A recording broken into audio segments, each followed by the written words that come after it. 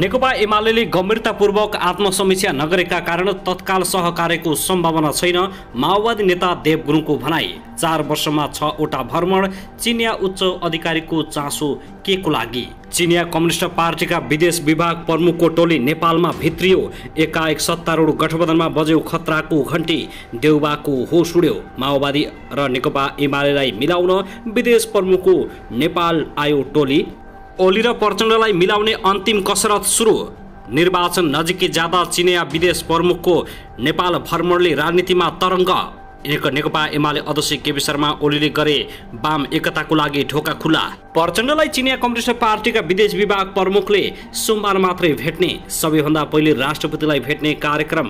प्रधानमन्त्री देउबाको होस उड्यो। बालुवाटारमा खैला भैला। बालुवाटारबाट प्रधानमन्त्री देउबा पुगे खुमलटार प्रचण्डलाई भेट्न। अन्ततः नेकपा एमाले गर्यो निर्वाचन आयोगमा उपाध्यक्ष र सचिव चयन। सीपीसीका विदेश विभाग प्रमुख नेपाल आएपछि ओली भए निकै खुसी। सकियो बुढी गङ्गाको मतगणना। मेयर र उपमेयर सहित 7 वटा वडामा नेकपा एमालेको शानदार विजय।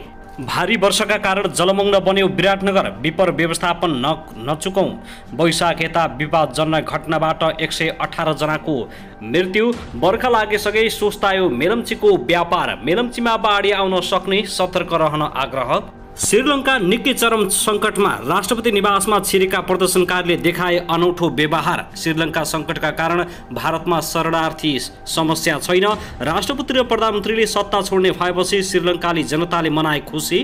अनलाइनमा अपमानजनक पोस्ट राख्नेलाई 1 वर्ष कैद, 2200 अमेरिकी डलर जरिवाना तिराउने।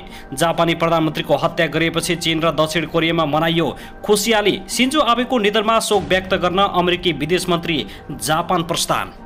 एसईको परीक्षा दिएर रिजल्टको पर्खाइमा बसेका विद्यार्थीलाई निकै ठुलो खबर। कति आउँदैछ एसईको रिजल्ट, यसबारे समाचार आजको जानकारी। प्रश्नपत्र होबाउ सोधेको भन्दै तिर्वी पदाधिकारीको राजीनामा माग। भरतपुर अस्पतालमा 24 घण्टा चिकित्सक विहीन। डाक्टरले भने गल्ती भयो माफ पाऊ। रुखले किचेर इलाममा 1 जना वृद्धको ज्यान गयो। लडेर परीक्षार्थी प्रहरीको मृत्यु भएपछि खैला बैला। कैलालीको गोदावरी किनारमा बालकको शव फेला। भोजपुरी हिरोइन बनाइदिने भन्दै बालिका बेच्ने 1 जना पक्राउ। घरेलु हिंसाको प्रमुख कारण मदिरा। घर घरमा अशान्ति। कारगारमै कैदीबन्दीको राष्ट्रिय परिचय पत्र विवरण सङ्कलन। मुलुकको अर्थतन्त्र श्रीलङ्काको बाटोतर्फ गएको छैन प्रधानमन्त्री देउबा। र प्रचण्डको गृह जिल्ला पुगेर रवि लामिछानेले दिए प्रचण्डको परिवारलाई दनक। चेतनबाटै निर्वाचन लड्न सक्ने, यसमा तपाईँको समर्थन के छ? घरमै भेटियो 5 मिटर लामो अजिङ्गर। घरका मान्छेको भागाभाग। सवारी दुर्घटनामा 7 जनाको मृत्यु। पल्सा छुट्ने बारे ठुलो खबर। अब हेर्नुहोस् पूरा समाचार।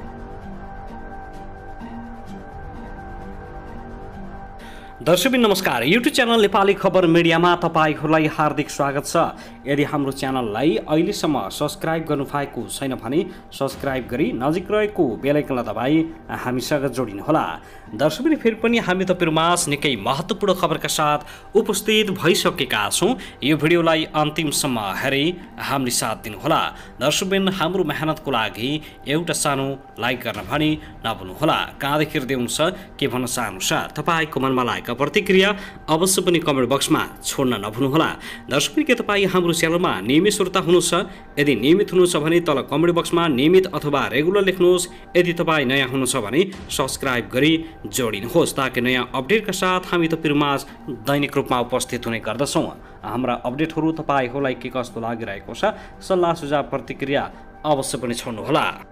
दर्शकबिन आउनुहोस् आजको पहिलो खबरतर्फ लागौँ। नेपालको 4 दिने भ्रमणमा चिनिया कम्युनिस्ट पार्टी सीपीसीका नवनियुक्त विदेश विभाग प्रमुख लिउ जिआनचाओ आज आइतबार 10:30 बजे काठमाडौँ आइपुगेका छन्। 8 सदस्यीय टोली नेतृत्व गर्दै नेपाल आएका लिउले आइतबार बेलुकी करिब 4 बजे परराष्ट्र मन्त्री नारायण खड्कालाई सिंहदरबार र त्यसपछि बेलुकी 6:30 बजे काङ्ग्रेस सभापति तथा प्रधानमन्त्री शेरबहादुर देउवालाई बालुवाटार पुगेर भेटवार्ता गर्ने भएका छन्। लिउ त्रिभुवन अन्तर्राष्ट्रिय विमानस्थलबाट दारिकाज होटलमा गएका छन्। त्यहाँ आराम गरेपछि बेलुकीबाट उनले भ्रमणको सुरुवात गर्ने कूटनीतिक स्रोतले जनाएको छ। परराष्ट्र स्रोतका अनुसार लिउको सम्मानमा परराष्ट्र मन्त्री खड्काले आइतबार साँझ मेरियट होटलमा रात्रि भोजको आयोजना समेत गरेका छन्। चीनको विदेश नीति र सम्बन्धमा यस सम्बन्धमा सीपीसी विदेश विभागले महत्त्वपूर्ण भूमिका राख्छ। त्यसको कारणले पनि लिऊको भ्रमणलाई प्राथमिकताका साथ हेरिएको छ। नेपालले अमेरिकी सहयोग परियोजना मिलेनियम च्यालेन्ज कर्पोरेसन सीपीसी सम्झौता पारित गरेपछि चीनबाट हुन लागेको यो दोस्रो उच्च तहको भ्रमण हो। गत चैत्रको दोस्रो साता चीनिया विदेश मन्त्री वाङ यीले नेपालको 3 दिने भ्रमण गरेका थिए। नेपालले अमेरिकी कार्यक्रम स्टेट पार्टनरशिप प्रोग्राम एसपीपी अस्वीकार गरेपछि भने चिनिया पक्षको यो पहिलो भ्रमण हो। नेपालका कम्युनिस्ट पार्टीहरूलाई प्राथमिकता दिँदै आएको उत्तरी छिमेकी चीनले नेपाली कांग्रेससँग पनि सम्बन्ध विस्तार गर्न खोजेको छ। पहिलो दिन कांग्रेसका नेता र प्रधानमन्त्री शेरबहादुर देउवालाई भेटेपछि लिऊले दोस्रो दिनबाट राष्ट्रपति भण्डारी र अन्य कम्युनिस्टका नेताहरूलाई भेटवार्ता गर्ने भएका छन्।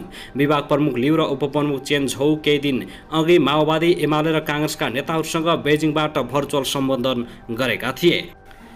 दर्शकबिन त्यसगरी आउनुहोस् अब अर्को खबरतर्फ लागौं। वीरगञ्जकी 15 वर्षीय बालिकालाई भोजपुरी चलचित्रको हिरोइन बनाइदिने भनी फकाएर लगी बेच्ने 2 अभियुक्तलाई प्रहरीले पर्साबाट पक्राउ गरेको छ। उनीहरूलाई प्रहरीले वीरगञ्जबाट पक्राउ गरेको हो। पीडित बालिका बेचेको ठाउँबाट भागेर आई अभिभावक हुँदै प्रहरीमा दिएको बयानका आधारमा 22 वर्षीय भारतीय युवक र 40 वर्षीय रौतहटकी एक महिला पक्राउ परेका हुन्। पक्राउ पर्ने अभियुक्तहरू भारत बिहार जिल्ला सीतामढी बाँसपट्टी पचरा बस्ने रोशन तिवारी र साबिक रौतहट जिल्ला गौर नगरपालिका वडा नम्बर 2 की चमेली देवी रहेको पर्सा प्रहरीले जनाएको छ। मानव बेचबिखन तथा ओसार पसार कसुरमा उनीहरूलाई नियन्त्रणमा लिई पर्सा जिल्ला अदालतबाट 5 दिनको म्याद थप गरी अझ अनुसन्धान भइरहेको पर्साका प्रहरी नायब उपरीक्षक प्रहलाद कार्कीले बताएका छन्। चमेली हाल वीरगञ्ज महानगरपालिका वडा नम्बर 16 नगवामा बस्दै आएकी थिइन्। अभियुक्त दयले बेचेको ठाउँबाट बालिका भागेर गएको मंगलबार असार 21 गते आफन्त हुँदै प्रहरीमा सम्पर्कमा आएकी थिइन्। ती बालिकालाई 2078 साल माघ 12 गते अभियुक्त दयले भोजपुरी फिल्ममा हिरोइन खेल्न मिलाइदिने भन्दै ललाई फकाई यहाँबाट सम्पर्कविहीन बनाएका थिए। उनीहरूले लगेर एक भारतीयलाई 30,000 मा बेचेको खुलासा भएको छ। त्यो व्यक्तिले विभिन्न कार्यक्रममा अश्लील नृत्य गर्न बालिकालाई बाध्य बनाई कसैसँग सम्पर्क गर्न नदिई शारीरिक र मानसिक यातना दिँदै आएको पनि बालिकाको प्रहरी समक्ष बयान रहेको छ। दर्शकबिन त्यसगरी आउनुहोस् अब अर्को खबरतर्फ लागौं। कास्कीको मादी गाउँपालिका 1 स्थित क्यादु खोला थुनिएको छ। हिजो साँझ 5 बजेदेखि पहिराका कारण नदी थुनिएपछि तटीय क्षेत्रमा सतर्कता अपनाउन आग्रह गरिएको छ। मादी स्थित हुगुगोड छेउको क्यादु खोला थुनेको खबर प्राप्त भएको र जुनसुकै बेला बाढी आउन सक्ने भएकाले तल्लो भाग र मादी नदीको तटीय क्षेत्रमा बसोबास गर्ने स्थानीय जनतालाई सतर्कता साथ सुरक्षित स्थानमा बस्न आग्रह गरिएको सही वडाका वडाध्यक्ष देवीजङ गुरुङले जानकारी दिएका छन्। उनका अनुसार हुगुका पर्यटन व्यवसायी एवं नमस्ते गेस्ट हाउसका सञ्चालक एकजङ गुरुङले आफ्ना भाइ मार्फत हुगुगोड छेउको क्यादु खोला थुनेको सूचना गाउँमा दिएका हुन्। वडाध्यक्ष गुरुङले भने नदी थुनेको खबर माथिबाट प्राप्त भएपछि नदी आसपासको मानव बसोबास भएको क्षेत्र र हाइड्रो पावरहरूमा सतर्कता अपनाउन आग्रह गरेका छौं। 1 घण्टा जति थुनेको नदी अहिले बिस्तारै थोरै मात्रामा बग्न थालेको जानकारी प्राप्त भएको छ। माथि हुकुमी रहेकालाई सुरक्षित स्थानमा राखिएको छ। यसका बारेमा स्थानीय प्रशासन प्रहरी र गाउँपालिकालाई सूचना दिइराखेको छ। क्यादु खोला मादी नदीमा मिसिने खोला हो। मादी नदीमा अहिले धमिलो पानी बग्न थालेको बताइएको छ। बाढी आउने संकेत देखिएपछि त्यहाँका स्थानीयहरूलाई सुरक्षित स्थानमा बस्न आग्रह गरिएको हो। दर्शकबिन त्यसगरी आउनुहोस् अब अर्को खबरतर्फ लागौं।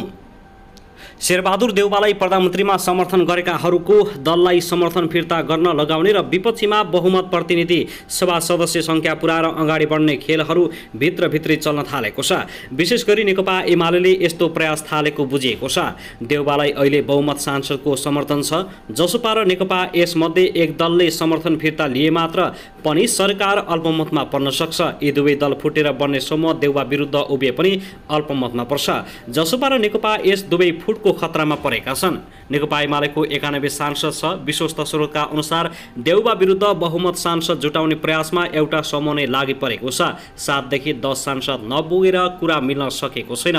देउवा अल्पमतमा परेमा उनी विश्वासको मत लिन अगाडि बढ्न सक्छन्। मत नपाए सदन विघटन गरी चुनावको घोषणामा पुग्न सक्छन्। तर राष्ट्रपति समक्ष बहुमत सांसद बनाएर देउवाको विकल्प खोज्ने रणनीतिमा एउटा पक्ष उभिएको छ। त्यसपछि यो विषय फेरि अदालततिर जान सक्छ। अहिलेको अहिलेको घटनाक्रमले देउबालाई जसरी हुन्छ संसद विघटनका लागि बाध्यकारी बनाउन सक्ने देखिएको छ। 2058मा पनि देउबाले प्रतिनिधि सभा विघटन गरी चुनाव घोषणा गरेका थिए, तर चुनाव गर्न नसकेपछि तत्कालीन राजा ज्ञानेन्द्र शाहले प्रधानमन्त्रीबाट देउबालाई हटाएर सत्ता हातमा लिएका थिए। देउबालाई फेरि पुरानै अवस्थामा पुर्याउने चलखेलहरू सुरु भएको स्रोतले बताएको छ। माओवादी केन्द्रका अध्यक्ष प्रचण्ड पनि सरकारबाट बाहिरिने चर्चा चलिसके देउबाको मुटु हल्लिएको छ। दर्शकबिन त्यसगरी आउनुहोस् अब अर्को खबरतर्फ लागौं। नेकपा एकीकृत समाजवादीका अध्यक्ष माधव कुमार नेपालले स्थानीय तहको निर्वाचनमा केही बेफाइदा र कमी कमजोरी रहे पनि प्रतिनिधि सभा र प्रदेशसभा निर्वाचनमा पनि 5 दलीय सत्तारूढ गठबन्धन कायमी रहने दावी गरेका छन्। आज शनिबार समाजवादी प्रेस संगठन रूपन्देहीले बुटोलमा आयोजना गरेको पत्रकार सम्मेलनमा बोल्दै अध्यक्ष नेपालले यस्तो बताएका हुन्। कमी कमजोरी रहे पनि गठबन्धन समयको माग भएको बताउँदै उनले भनेका छन्, 5 दलीय सत्तारूढ गठबन्धन गरेर स्थानीय तह निर्वाचनमा जाँदा समाजवादी पार्टीले सफलता प्राप्त गरेको छ। जिल्ला समन्वय समितिमा पनि पुग्न सकिएको छ। राम्रो कुरालाई राम्रो भन्न सक्नुपर्छ, गठबन्धन अहिलेको आवश्यकता हो। यसका साथै अध्यक्ष नेपालले स्थानीय तह निर्वाचनमा मतपत्रका कारण धेरै मत बदर भए पनि समाजवादीले 9,27,000 मत प्राप्त गरेकोमा खुसी व्यक्त गरेका छन्। गठबन्धन कुर्दा स्थानीय तहमा 40% स्थानमा मात्रै उम्मेदवार दिएको उल्लेख गर्दै अध्यक्ष नेपालले आगामी प्रतिनिधि सभा र प्रदेशसभा निर्वाचनमा गठबन्धन हुन नसक्ने क्षेत्रमा समाजवादी एक्लै चुनावमा होमिने दावी गरेका छन्। त्यस्तै अध्यक्ष नेपालले जनताबाट जनमत लिएर जितेका जनप्रतिनिधि जनतामुखी र जवाबदेही हुनुपर्ने बताएका छन्। उनले भनेका छन्, पद लिएका व्यक्तिको आनी बानी संस्कार र काम गराइको शैली परिवर्तन आवश्यक छ, हाम्रोमा सुरु भएको छ। साथै अध्यक्ष माधव कुमार नेपालले नेकपा एमालेसँग एकताको च्याप्टर अब खुलाउने पक्षमा आफू नरहेको बताएका छन्।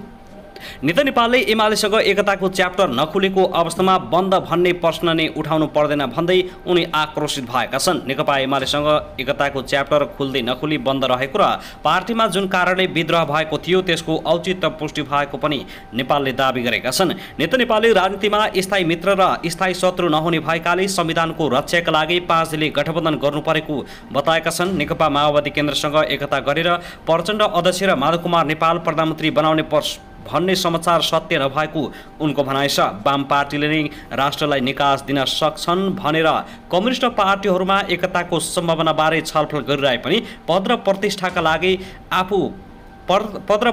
लागि पार्टी एकता नहुने उनले उल्लेख गरेका छन्। माधव कुमार नेपाललाई प्रधानमन्त्री चाहिएर पार्टी एकीकरण गर्नै पर्दैन, म पदको पछाडि लाग्नेवाला होइन, पदको लागि मरिहत्ते गर्ने मान्छे पनि होइन, यो भरम कुरा हो। दर्शक महानुभाव, त्यसगरी आउनुहोस् अब अर्को खबरतर्फ लागौं। राष्ट्रिय स्वतन्त्र पार्टीका अध्यक्ष रवि लामिछानेले आफूलाई प्रशंसा भन्दा पनि खबरदारी आवश्यक भएको बताएका छन्।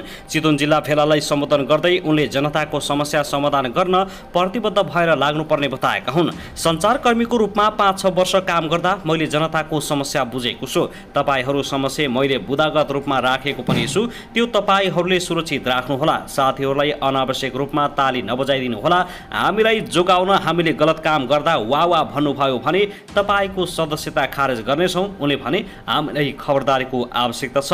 काम गर्दै जाँदा गल्ती भएर त्यसलाई गलत भन्न नेता कार्यकर्तालाई उनले निर्देशन समेत दिएका छन्। उनले नेता कार्यकर्तालाई सुझाव दिँदै भने, तपाईँ नै असल, तपाईँले गरेको राम्रो भन्ने होइन, हामीलाई माया भन्दा पनि खबरदारी गर्नुहोला। हामी ठिक ठाउँमा आउन सक्छौँ या सक्दैनौँ त्यो आगामी दिनले बताउनेछ। दर्शक त्यसगरी आउनुहोस् अब अर्को खबरतर्फ लागौं। झापामा भारतीय नागरिकको हत्यामा संलग्न थप 1 जना पक्राउ परेका छन्। पक्राउ पर्नेमा मोरङ जिल्ला सुन्दर हरैचा नगरपालिका 6 निवासी 24 वर्षीय शैलेश सापकोटा रहेको इलाका प्रहरी कार्यालय अनारमणिका डीएसपी रुकुम बहादुर कोरले जानकारी दिएका छन्। गत असार 9 गते भारत गुजरात राज्य अहमदाबाद कुबेर नगर निवासी 40 वर्षीय जपडिया नरेश कुमार बाबु भाइको हत्या भएको थियो। उनको शव असार 12 गते अर्जुनधारा नगरपालिका 4 स्थित जुके खाडी साहसी टोलभित्रको होम पाइपमा फेला परेको थियो। हत्या गरी शवलाई बोरामा राखेर त्यहाँ फ्याँकिएको थियो। हत्यामा संलग्न अर्जुनधारा नगरपालिका 7 स्थित डाँडागाउँ निवासी 32 वर्षीय जानुका देवी थापा, सोही ठाउँका 49 वर्षीय विजय भन्ने बिर्खबहादुर थापा र सुनसरी जिल्ला बहरा क्षेत्र नगरपालिका 10 निवासी 25 वर्षीय सुरेश परिवारलाई असार 19 गते पत्रकार सम्मेलन गरी प्रहरीले सार्वजनिक गरिसकेको छ। घटनामा संलग्न सापकोटा चाहिँ फरार रहेका थिए। प्रहरीले सापकोटालाई शुक्रबार भारतको सिक्किमबाट पक्राउ गरेको हो। सापकोटा जानुकाकी फुपूका छोरा हुन्। जानुकासँग सम्बन्धमा रहेका नरेश कुमारलाई उनले नै योजना बनाएर मारेका हुन्। जानुकाले नरेशलाई मार्न 5 लाख सुपारी दिएको बताइएको छ।